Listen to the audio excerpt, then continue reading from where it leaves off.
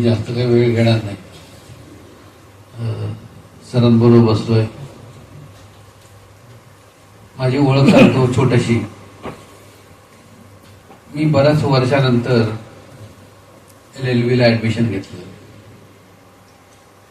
आणि LLB ला गेल्यानंतर मला कळलं की मी वर्गात सगळ्यात वयस्कर आहे. आणि ते कॉलेज होतं MGM. आणि त्याच्यामध्ये आम्ही जेव्हा बसायचो क्लासमध्ये तेव्हा एक छानपैकी जीनची पॅन्ट टी शर्ट घातलेली एक बाई यायची, हातामध्ये हेल्मेट असायचं, चावी असायची, एक बॅग असायची आणि ती येऊन बसली की सगळ्यांचं लक्ष तिच्याकडे असतं, कारण की सगळ्यात स्कॉलर. आणि क्लास संपला MGM मधून. सर आपको छोडून घ्या. मी कधीच बाईक चालवली नाही आणि त्यांच्या बुलेटवर बसून त्या मला कॉलेजला सोडणार. त्या दुसऱ्या दिवसा नाही कवलजीत मॅडम.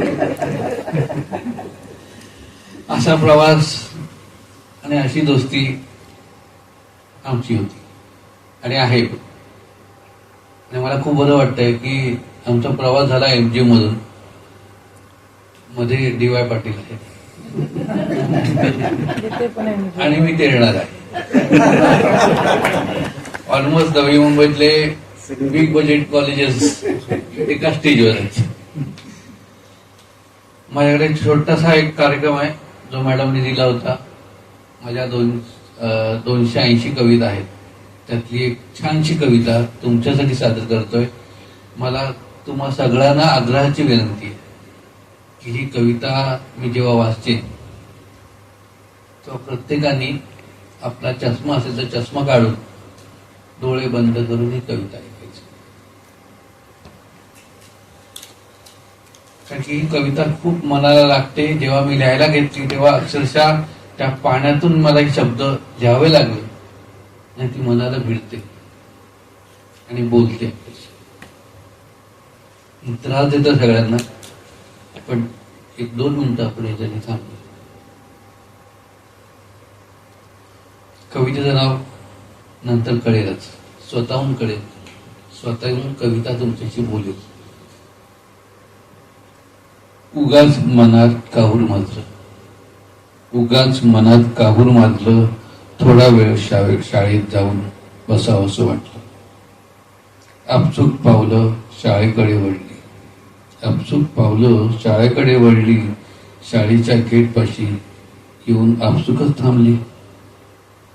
आता मात्र कहर झाला होता. आठवणीचा पाऊस डोळ्यात आला होता. शाळेच्या आवारातील अनेक आठवणी बोलक्या झाल्या होत्या. आता पावलं हळूहळू पुढे पडत होती. आयुष्यात पहिल्यांदाच काळ माझ्यासाठी तिथेच थांबला होता. तेवढ्यात एक नवीन मास्तर समोर उभा होता. काय हवं असं विचारत होता. नवीनच असावा, पण आपसुकच त्याच्या पुढे दोन्ही हात जोडले. माझी विद्यार्थी म्हणत माझे डोळे त्याच्या पुढे नमले. या बसा म्हणत त्याने जिव्हाळा साधला. शाळेच्या वर्गातला माझ्यासाठी दरवाजा उघडून पाहिला. आता मात्र मनाचा बांध ओसंडून वाहिला. बाकावरल्या कर्कटाच्या खुणा हाताला रुतू लागल्या. बाक आणि भिंती जणू माझ्याशी भरभरून बोलू लागल्या. तेव्हा कळून चुकलं, निर्जीव वस्तूही कशा जिवंत होतात. असंख्य आठवणींच्या डोहात बुडून जात मी केला प्रयत्न त्या बाकावर बसण्याचा. पण आता माझं आकारमान वाढलं होतं हे त्या मास्तराच्या ध्यानात आलं होतं. त्यांनी मला शेजारच्या खुर्चीत बसायला सांगितलं, पण नाही झाली हिंमत त्या खुर्चीत बसायची. तिथे कळली किंमत ज्ञानाची. नसतील तिथे शिक्षक तरीही त्यांच्या प्रती आदर इथेच राहिला. त्या आजही त्या निर्जीव खुर्चीत जिवंतपणा पाहिला. माझ्यासाठी हा आजचा दिवस खूप मोठा होता. हा दिवस खूप मोठा होता. धन्यवाद.